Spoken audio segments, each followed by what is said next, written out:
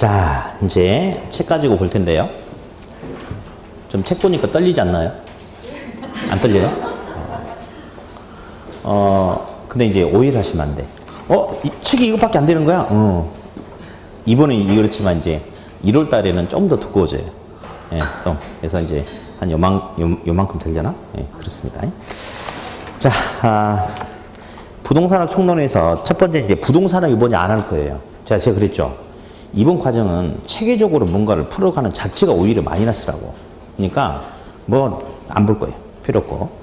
오른쪽에 제 2절 보니까 부동산의 개념이 나와요. 개념. 한번 읽어보니까 예, 5페이지 하고 있습니다. 네. 5페이지. 오늘은 친절하게 해달라고 그래서 친절하고 자상하게 해달라고 그래서 자, 5페이지 보면 제 2절 부동산의 개념 보이시죠? 먼저 첫 번째 부동산은 복합 개념. 자, 복합 개념 밑줄 한번 그어볼까요? 그냥 그어볼게요. 7번 볼까요? 개념. 복합. 자, 복합이란 말이 있어요. 복합은 둘 이상을 복합이라고 그래요. 주상복합 건물 들어봤죠? 네. 주상복합 건물을 보니까 하나의 건물에 상업용과 주거용이 들어가 있죠. 그렇죠? 하나의 건물에 둘 이상의 기능이 있다 해서 주상복합 건물이라고 그래요. 게다가 또 이제 이런 말도 있네요. 복합부동산이다 이런 말이 있어요. 복합부동산. 토지라는 공간에 건물이 결합됐대요. 이를 갖다 우리가 복합부동산이라고 하는데, 자, 우리 법률적으로 보면 토지하고 건물은 서로 별개의 부동산으로 취급하거든요. 그러니까 등기부도 토지 등기부하고 건물 등기부가 서로 달라요. 그래서 두 개 이상의 부동산이, 서로 다른 부동산이 물리적으로 결합된 상태를 복합부동산이다라고 하는데, 시험에는 어쩌다가 한 10년에 한 번씩 용어만 나오고 의미가 없고, 진짜 우리 시험에 중요한 것은 복합 개념의 부동산. 요게 이제 우리가 좀 알아봐야 돼요. 알아봐야 돼. 그래서 이제 보니, 그 책에 이제 보니까요. 이제 그 박스로 해가지고 뭐 기술적 개념이라고 나왔죠. 기술적 개념. 기술적 개념. 경제적 개념. 법률적 개념. 이렇게 해가지고 세 가지로 나뉘는데 다시, 자, 스톱. 이 기술적 개념은 다시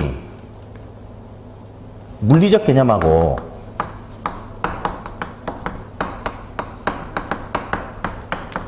공학적 개념으로 구분할 수 있는데요. 참고로 그냥 넘기세요. 토목공학, 건축공학 이런 거 알죠? 네. 토목건축. 이런 것이 이제 공학적 개념인데 이런 건 뭐 시험에 의미가 없고요. 그냥 물리적 개념은 기술적 개념이다. 똑같이 이렇게 바라보면 되는데 우리 책을 살짝 한번 넘겨보니까 7페이지를 보면요. 7페이지를 보니까 네, 거기서 한 장만 넘기시면 됩니다. 오른쪽에 있어요. 네. 경제적 개념 해가지고 밑줄 긋고 이런 거 아니고요.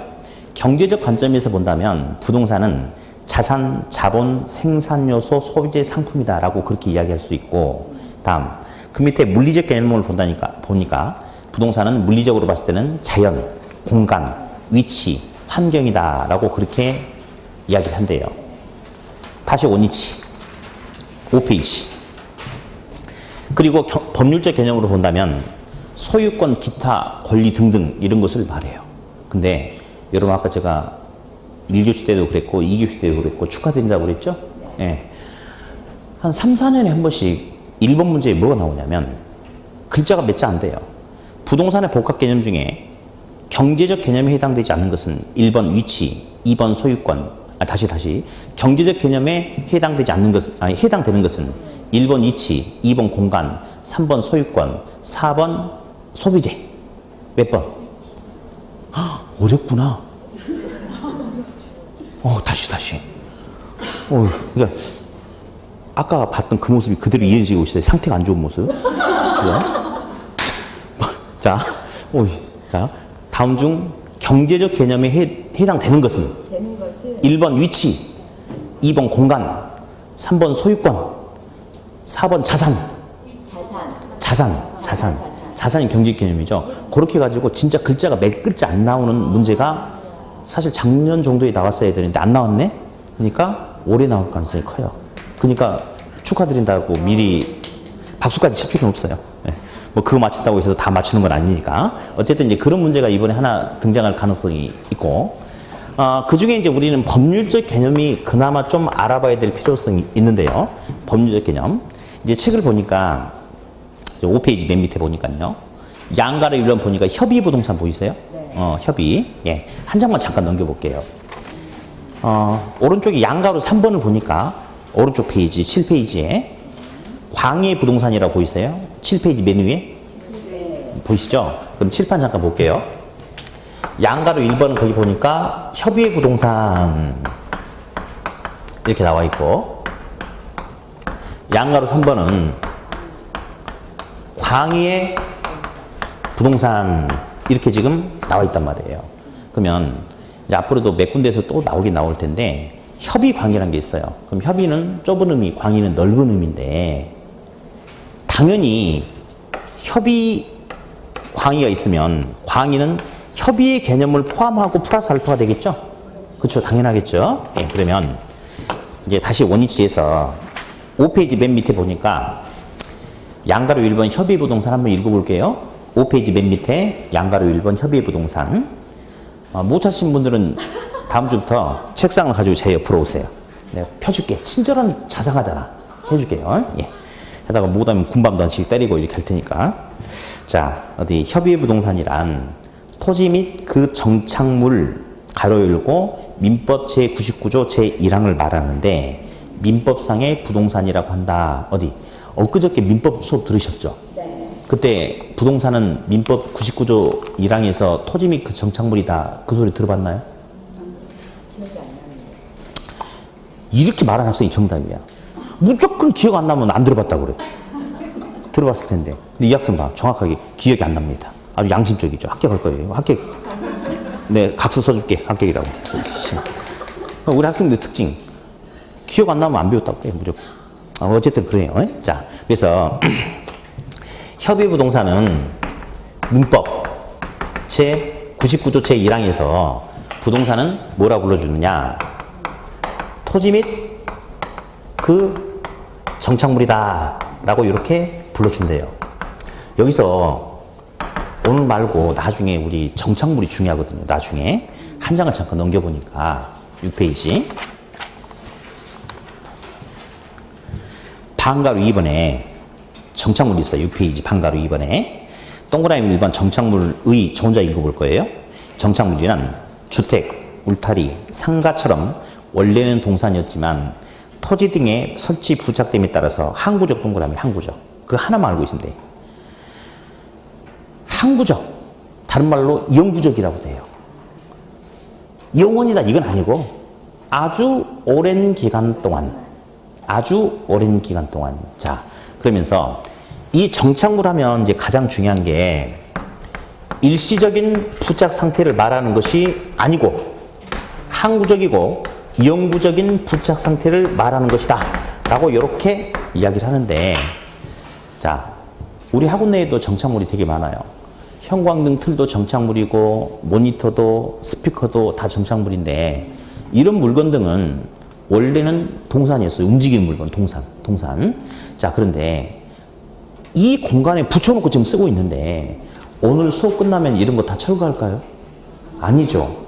아주 이제 더 이상 학원을 하지 않을 때까지, 더 이상 못 쓰게 될 때까지 오랫동안 붙여놓고 쓰려고 하는 거죠. 예, 이런 것들 갖다가 정착물이다. 그래서 정착물의 가장 중요한 것은 일시적 부착이 아니고 항구적 부착이다 라고 이렇게 이야기를 해요. 예, 그러면 한번 예를 한번 들어볼게요. 이런 말이 있는데요. 임차자 정착물이라는 게 있대요. 자, 한번 읽어볼까요? 시작! 임차자 정착물이라는 것은 외관상으로는 정착물처럼 생겼는데 임차자가 설치를 했대요. 자, 스톱. 제가 이제 이 주택을 전세로 얻어가지고 세를 살고 있는데, 이게 이제 그 주상복합 건물이어가지고 베란다가 없네. 우리 흔히 말하는 베란다가 없네. 그래서 빨래 넣을 수 있는 공간이 부족해서 롯데마트에서 빨래 봉을 사가지고 여기다 설치해가지고 쓰고 있어요. 제 전세 2년 계약했거든요.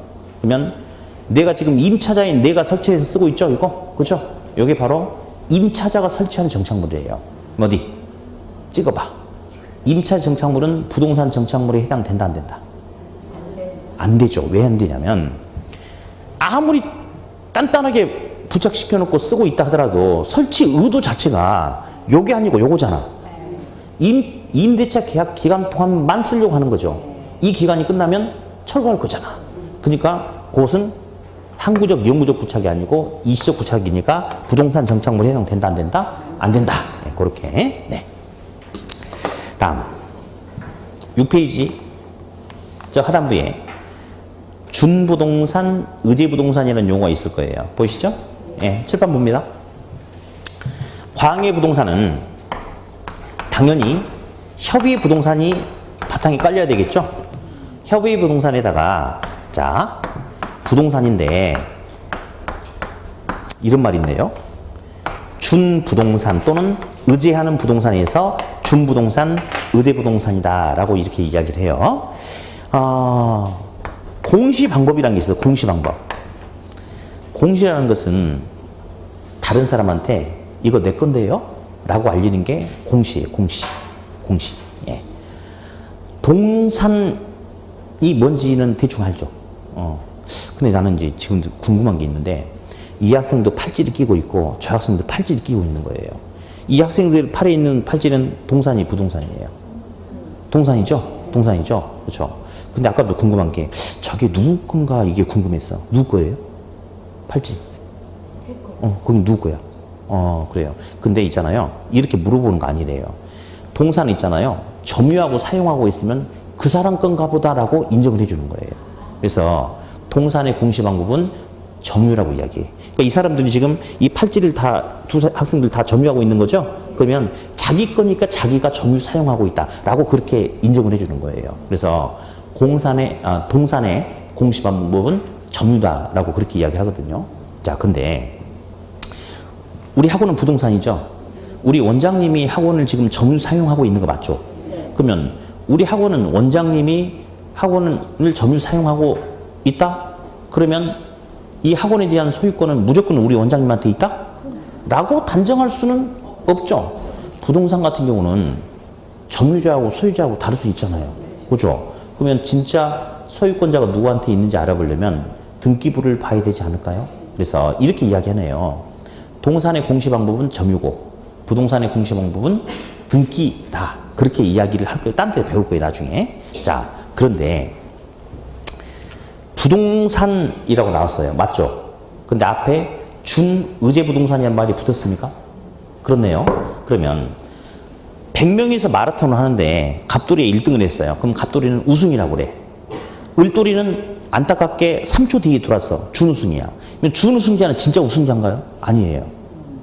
준우승자는 우승자는 아닌데 잘했다 이거지. 그래서 우승자는 아니래. 우승에 준해서 봐주겠다 해서 준우승 이런 말을 쓰는 거 맞죠? 예. 그러면 이 부동산은 흔히 토지 건물을 말하는데 자동차라든지 공장재단 막 이런 게 있어요. 어디? 자동차 이렇게 한 대가 있어요. 벤츠 자동차인데 이 자동차의 운전석에 갑돌이가 앉아 있어요. 갑돌이 점유하고 있어 지금.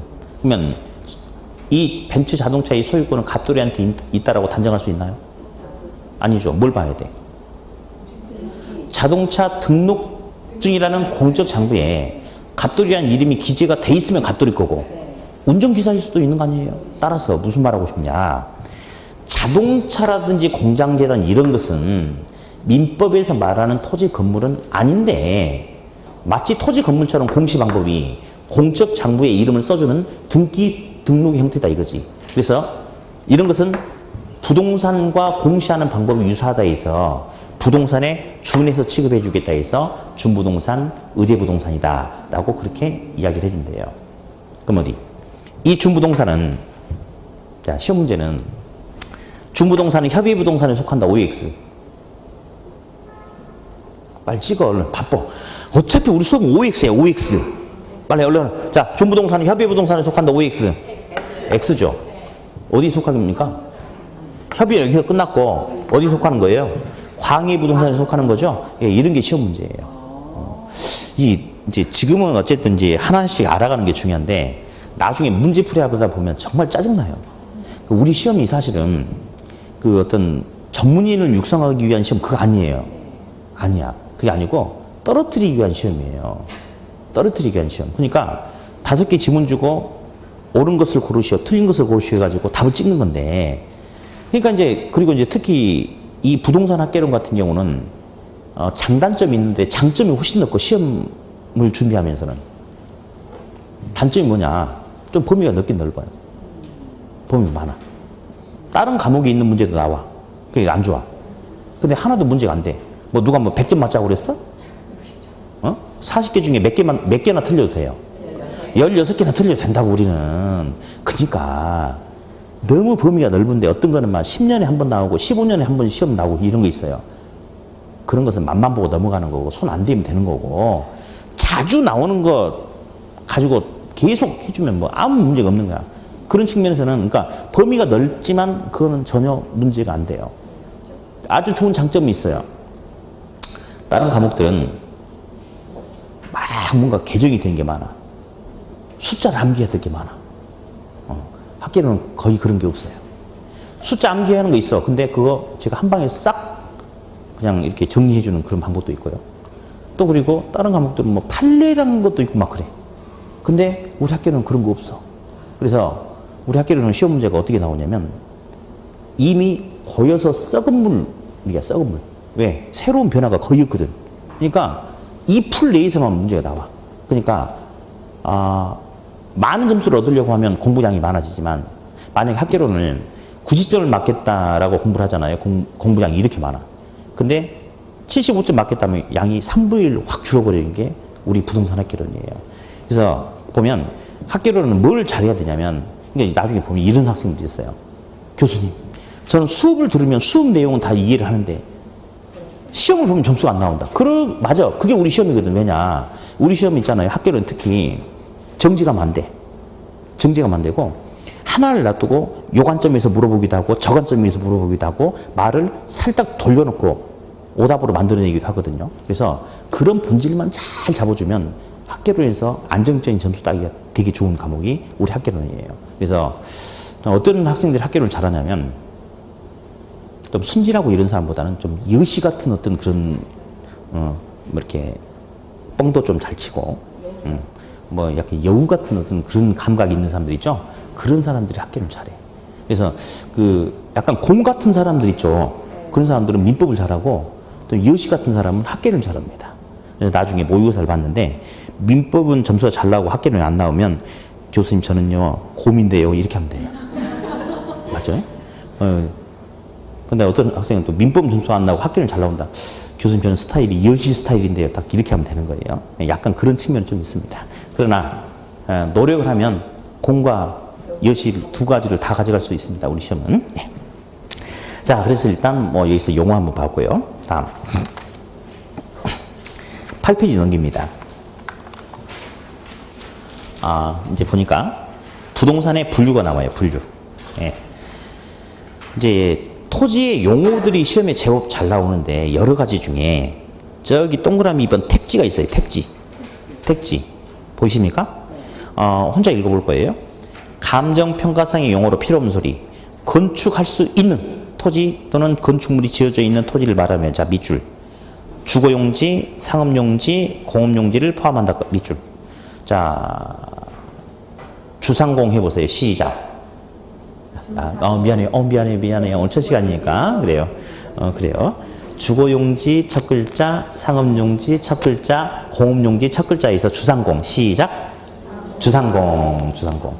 오늘은 이제 첫 수업이라서 제가 첫 글자라고 하지, 다음부터는 앞 대가리 글자라고 이야기하는데, 오늘 이제 이미지 이런 게 좀 중요하니까. 그래서 앞으로 택지는 주상공이다. 자, 택지는 뭐다? 주상공이다. 이렇게. 다음. 7번 볼게요. 택지는 주택지, 상업지, 공업지로 지금 현재 이루어지고 있거나 지금 당장 그렇게 이루어질 수 있는 토지를 택지라고 해요. 택지 주상공. 한마디로 택지는 건축이 가능하다, 불가능하다. 건축이 가능한 토지를 말해요. 실제로 건축되어 있거나 또는. 근데 이 택지에다가 하천의 바닥 토지, 철도용 부지 이런 토지들. 이 토지들은 지금 당장 건축이 돼 있어, 안 돼 있어? 안 돼 있죠. 그러면 건축 가능한 토지에다가 건축이 안 되는 토지까지 포함시키는 포괄적인 개념을 부지라고 그래요. 요것만 알고 있으면 돼. 택지하고 부지하고 누가 더 광의 개념이냐? 부지가 더 넓은 개념이다. 이렇게만. 부지가 넓은 개념이다. 그래서 이런 농담도 있어요. 우리 아버지는 가슴이 넓은 사람이야, 좁은 사람이야? 넓은 사람이죠. 썰렁하군요. 다시는 앞으로 그런 소리 안 할게요. 예. 다음. 오른쪽에 양가를 2번 보니까 필지하고 획지가 있는데요. 용어만 들어보면 돼요, 용어만. 필지, 획지. 예. 필지는 아마 들어봤을 것도 같아. 그렇죠. 근데 이제 획지는 아마 안 들어봤을 수도 있어요. 예. 자, 보면요. 여기 이제 지적도 상에 1번지, 2번지, 3번지, 4번지 토지가 이렇게 있어요. 예, 4번지가. 근데 1번지 토지는 주택지고 나머지는 상업지다라고 가정할게요. 그럼 여기서 필지가 뭐냐면 내필지예요. 필지는 하나의 지번으로 이루어진 토지의 등록 단위. 지번의 숫자는 말이에요. 지번이 몇 개가 있습니까? 하나, 둘, 셋, 넷. 내필지라고 이야기하는 거예요. 획지는 토지 이용 활용상의 단위를 말해요. 토지 이용은 크게 주거용지하고 상업용지하고 양분돼 있죠. 그러면 토지 이용의 용도는 크게 몇 개예요? 2필지라고 합니다. 아니, 2개 획지. 획지. 그래서 필지는 지번을 말하는 거고 획지는 토지 이용 활용도상의 구분. 그걸 획지라고 이야기해요. 어디? 토지 가치를 평가하는 게 감정평가인데 감정평가에서는 필지가 중요하겠어요? 획지가 중요하겠어요? 그렇지, 그렇지. 한 필지가 얼마다 이런 게 아니고 어떤 용도니까 얼마다 이렇게 가는 거죠. 그렇죠. 그래서 필지하고 획지에 대한 개념을 한번 들어봤고요. 양가로 3번 보니까 후보지 이행지가 보이시죠? 네, 후보지 이행지. 이제 기본서가 좀 있으면 나와요. 이제 그래서 이제 가급적이면 빨리 이제 기본서 가지고 할 텐데 제가 이제 기본서 이번에 온 거에다가 이 후보지 이행지도 그림을 아주 그냥 한눈에 쉽게 알아볼 수 있게 그 그림 넣어놨으니까 그냥 오늘은 듣기만 하세요. 예. 요런 말이 있네요.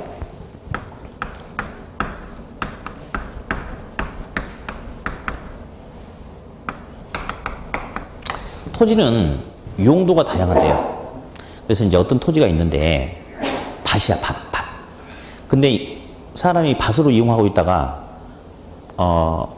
감나무, 배나무를 심으면 과수원으로 바꿔서 이용할 수도 있고 나무 다 뽑아버리고 형질 변경해가지고 건물 지으면 택지로 바뀔 수도 있겠죠. 그래서 토지는 용도가 다양하다. 용도의 다양성이 있다. 이제 그렇게 이야기를 하거든요. 그러면 크게 우리 부동산 학교에서 토지는 택지하고 농지하고 임지로 이렇게 구분한대요. 택지, 농지, 임지로 이렇게 구분한대요. 그러면 택지는 건축 가능한 토지, 택지 무슨 공? 다시 택지 무슨 공? 주상공. 그래요. 택지는 주상공이다 이렇게 이야기를 해요. 네. 다음에 아니 이건 암기하고 그런 건 아니에요. 그냥 들으세요. 네. 그리고 쓰지 마. 좀 있으면 그림 잘 그려진 거 나와. 쓰지 마요. 네. 농지는 있잖아요. 농지는 우리 흔히 전, 답, 과수원 이렇게 이제 이야기를 하고요. 임지는 그냥 임야인데 신탄림, 용제림 이런 게 있는데 별 의미 없어요. 예. 자, 그러면 이제 여기서 토지는 용도를 바꿔 쓸 수 있는데 임야를 논밭으로, 과수원으로, 택지로 이런 식으로 토지용이 바뀌어갈 수 있겠죠. 이렇게 그렇죠. 그러면 이 노란색처럼 어디 잠깐만 택지하고 주택지하고 누가 더 큰 개념이죠? 너무 심각하게 생각하지 마요. 택지 안에 여기 있으니까 택지가 더 큰 개념이죠. 그래서 큰 분류 속에서 노란색처럼 상호 토지형이 바뀌어가는 것을 뭐라 불러주냐면 후보지라고 불러줍니다. 무슨지? 후보지. 예. 다음. 택지 내에서 주상공이 있는데 공장 용지가 상업지나 주택지로 이런 식으로 토지용이 상호 바뀔 수도 있겠습니까? 그렇게 바뀔 수도 있어요. 있겠죠. 그렇죠. 그래서 택지 내에서만, 농지 내에서만, 임지 내에서만 토지용이 바뀌어가는 형태를 뭐라 불러주냐면 이행지다라고 불러주는 겁니다. 그래서 큰 분류 속에서 택지, 농지, 임지 상호 간에 바뀌어가는 것은 후보지. 택지 지역 내에서만, 농지 지역 내에서만, 임지 지역 내에서만 토지용이 바뀌어가는 형태를 이행지다라고 하는데 오늘 테스트 한번 해봐야겠다. 후보지 이행지에서 중요한 것은 ing예요. ing. 어떤 용도에서 어떤 용도로 바뀌어 가고 있는 과정에 있는 토지를 후보지 이행지다라고 이야기해요. 바뀌었다가 아니고 바뀌어 가고 있는 상태를 말해요. 예. 그래서 큰 분류 속에서 토지용이 상호 바뀌어가고 있는 상태라면 후보지. 작은 분류 속에서 소분류 속에서 토지용이 바뀌어가고 있는 상태라면 이행지라고 이야기해요. 자, 그럼 문제 한번 내볼게요. 맞춰보세요. 논에서 답에서 상업용 답에서 주택지로 바뀐 토지는 뭐라고 할까요?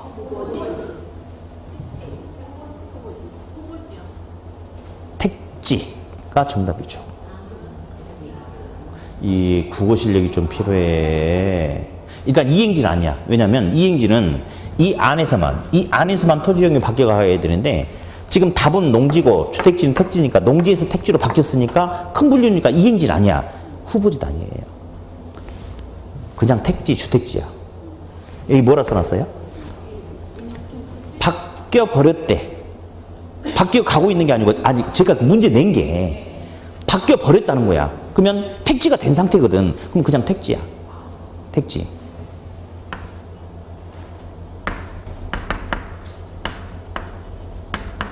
바뀌어가고 있는 전환 중인 토지라고 하면 그때는 이제 후보지가 되겠죠.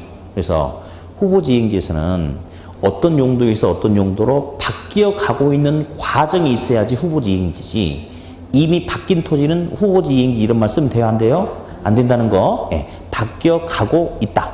큰 분류 속에서 바뀌어가고 있으면 후보지, 작은 분류 속에서 바뀌어가고 있으면 이행지라고 그렇게 하시면 됩니다. 네. 넘기세요.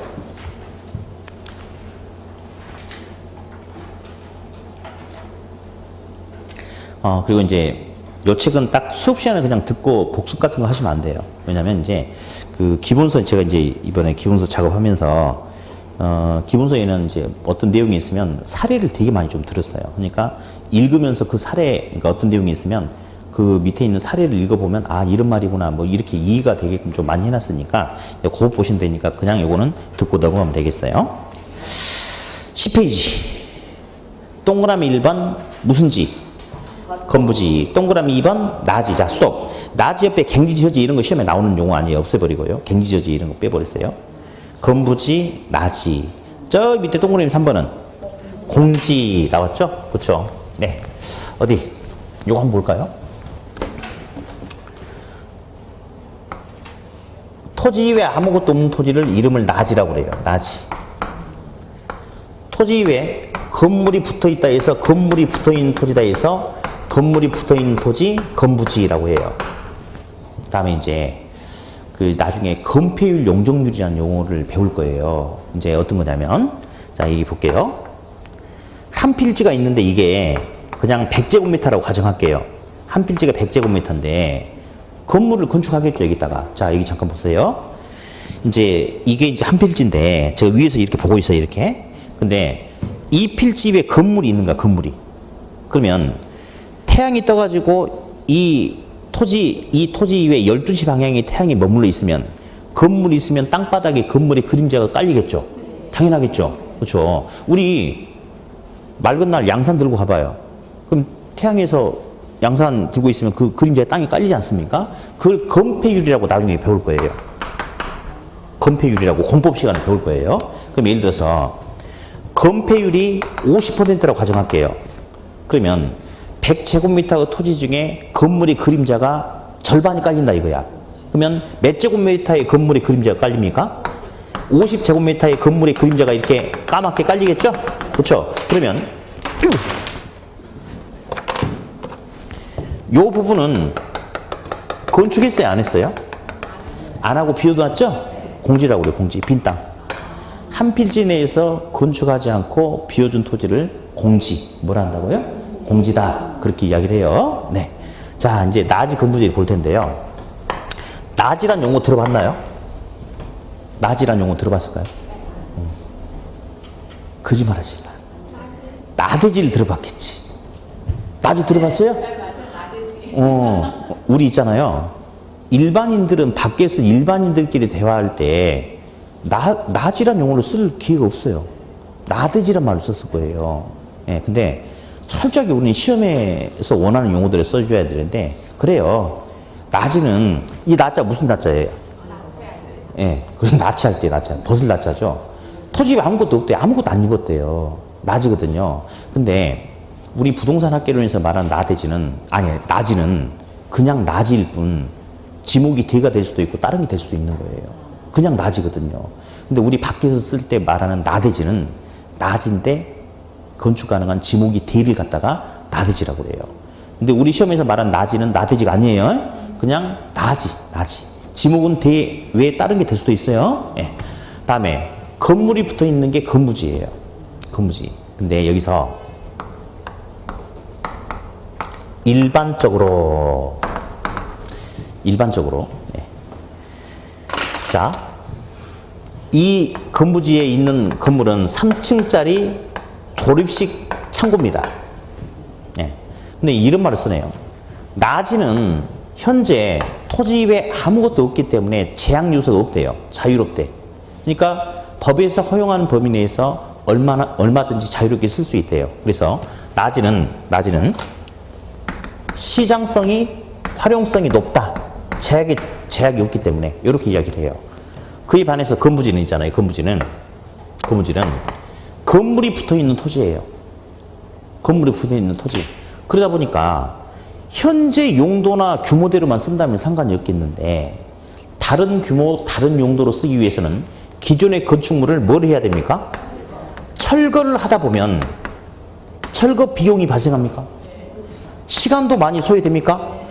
그래 놓고 나서 뭘 만들어 놓고 나서 낮이를 만들어 놓고 나서 다시 써야 된답니다. 그래서 건부지는 걸리적거리는 건물이 있기 때문에 활용함에 있어서 제약이 높대요.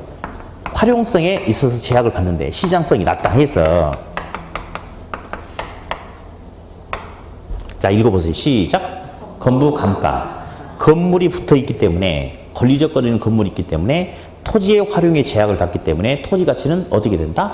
감가가 발생한다 라고 이야기를 해요. 건부 감가. 걸리적거리는 게 붙어 있으면 내 가치가 떨어진다. 예. 우리 학원에 A 주부님이 계셨어요. 나이는 40대인데 외모는 그냥 한 30대 후반처럼 보이는 주부가 있었어요.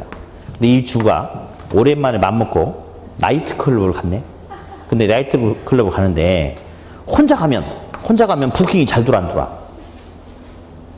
잘 들어오겠죠, 혼자 가면. 그죠? 예. 근데 옆에 걸리적거리는 남편 데리고 가고 아들 데리고 가고 딸 데리고 가면 이 걸리적거리는 요소들이 있으면 부킹이 들어와야 안 들어와요? 안 들어오죠. 그거랑 똑같은 논리야. 걸리적거리는 게 붙어 있으면 내 가치가 떨어진다. 사례가 좀 안 맞나? 어쨌든 그래요. 예? 예. 그런 게 바로 맞죠? 공감합니까? 그렇죠.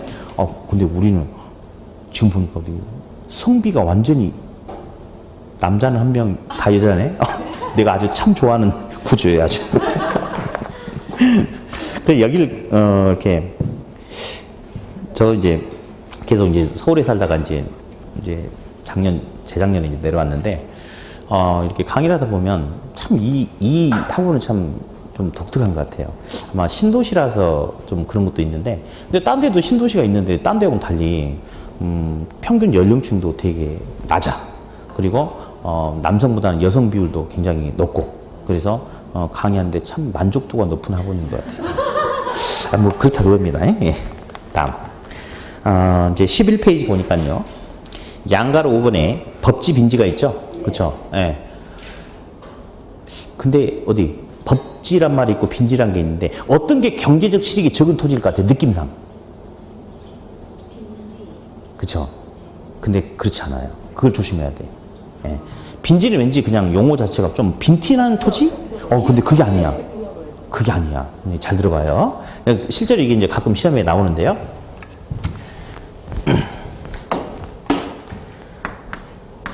법지.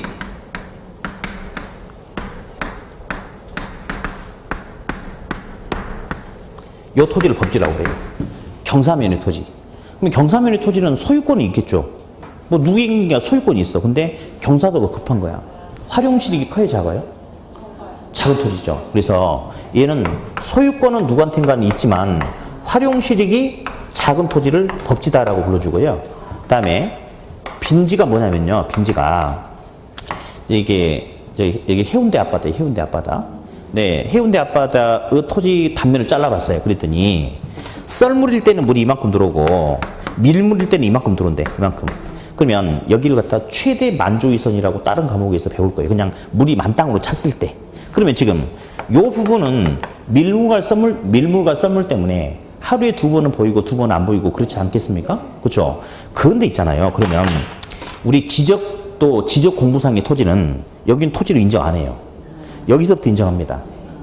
근데 이제 문제는 여기서부터 토지가 이제 등록이 되는데 10년, 20년 전에는 최대의 만족위선이 여기였는데 우리 실제로 우리 동해 쪽에 보면 뭐 해운대라든지 뭐 그쪽에 보면 모래사장이 뭐 몇 년 전보다 이렇게 더 넓어졌다 이런 말 하죠. 그 이유가 뭐냐면요. 이제 물이 밀물일 때 이만큼 차다가 물이 밀물에도 요만큼밖에 안 차버리는 거예요. 그러니까 요만큼의 모래사장이 더 늘어났다라고 이야기해요. 실제로 이런 경우가 나타나고 있어요. 동해 쪽은. 그러면 이런 토지는 공부상의 토지는 없어요. 없죠. 근데 실제로 항상 드러나 있죠. 그러면 뭐 해수욕장이든지 아니면 뭐 거기다 뭐 파라솔 펴놓고 뭐 술을 팔든지 활용실익이 있어요, 없어요? 있죠. 이게 바로 빈지입니다.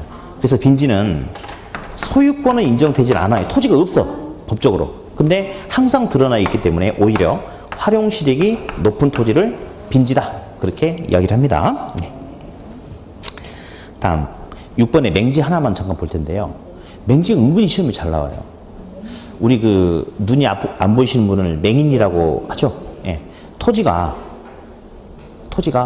안 보인답니다. 무슨 말이냐면, 자, 여기 볼게요. 우리 과목이 부동산 학개론인가요?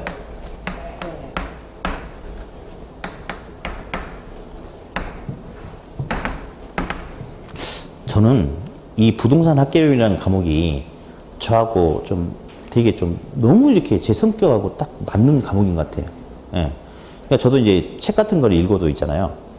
근데 많이 읽어요. 근데 깊게 생각하고 싶지 않아. 그냥 뭐 이런 책도 저런 책도 보면서 뭐 그런가 보다 하지. 어느 하나를 파고 들어가면서 왜 그럴까 뭐 막 깊게 생각하고 싶지는 않거든요. 그냥 보는데 즐거움을 갖는 거예요. 근데 우리 과목이 딱 그래. 우리 과목이 뭐냐. 개론이 뭐냐면요. 개괄적으로 논하고 간대요.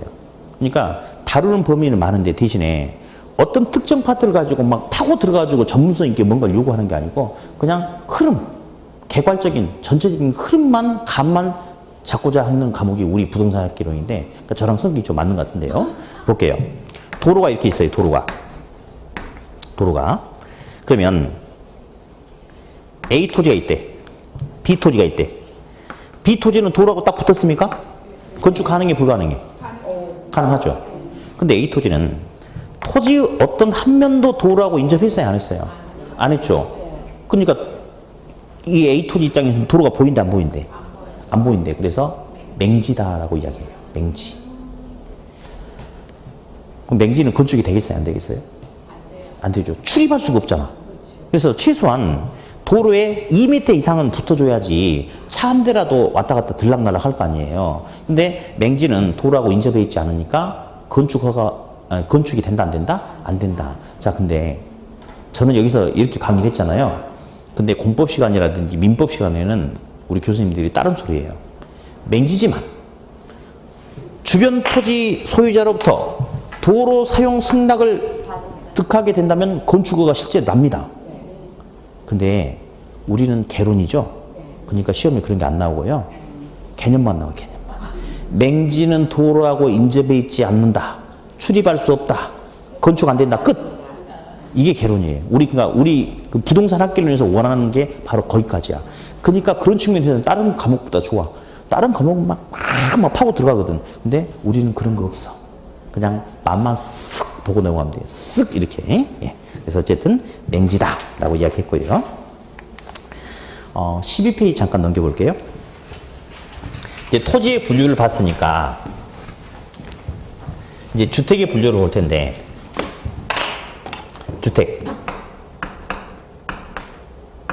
주택은 단독주택하고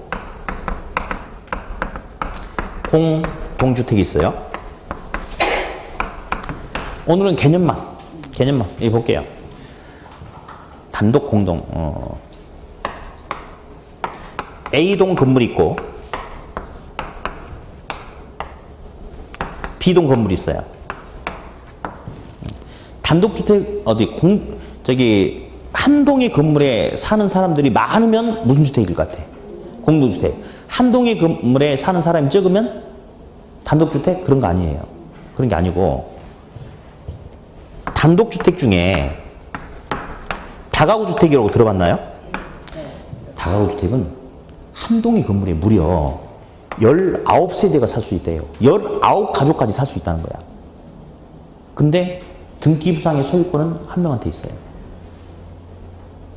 아파트는 한 동의 건물에 소유권이 여러 명이 있습니까? 이렇게? 네. 구분되게 돼 있죠? 그래서 단독주택하고 공동주택 구분은 사람이 많이 사느냐 조금 사느냐 그렇게 구분하는 게 아니고, 예, 한 동의 건물에 소유권자가 한 명이면 단독주택, 한 동의 건물에 소유권자가 여러 명이면 공동주택, 이렇게 구분하는 거예요.